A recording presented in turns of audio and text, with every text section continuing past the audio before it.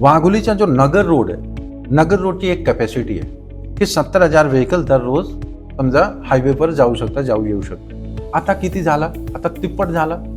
म्हणून 2 DP रस्ते, bypass रस्ते अप्रूव्ह झालेले आहेत. एस्टिमेट कमिटीने 2016 मध्ये बजेट सुद्धा पास केलेलं आहे, पण तरी सुद्धा आजपर्यंत ते जे DP रस्ते आहेत ते डेव्हलप का झाले नाही?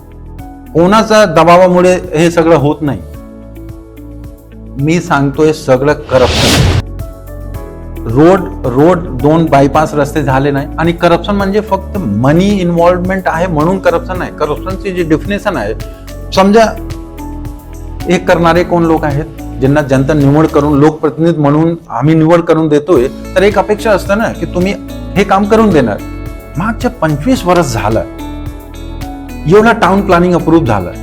लोकसंख्या खूप म्हणजे वाढली. आता समजा 2018 मध्ये ही लोकसंख्या 1 लाख होती आणि आता 2024-25 मध्ये किती झाला? 4 लाख झाला, 4.5 लाख झाला.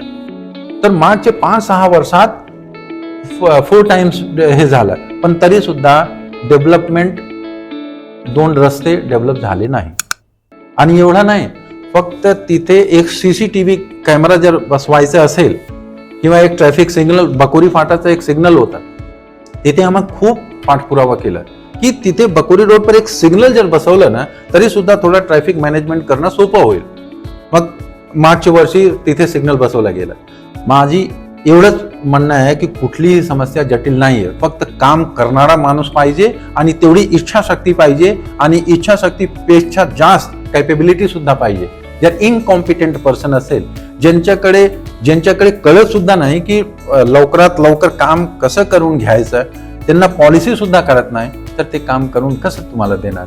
म्हणून ट्रॅफिकचा प्रॉब्लेम मोठा आहे. महामार्गावर दररोज लोक मरतात, सगळ्यांना माहिती आहे. पण तरी सुद्धा आतापर्यंत वाको वेलफेअर असोसिएशन म्हणून आम्ही जेवढं करू शकलो तेवढं केलं. बकोरी रोडवर सिग्नलचं काम झालं आणि आम्ही फीडबॅक सुद्धा देतो.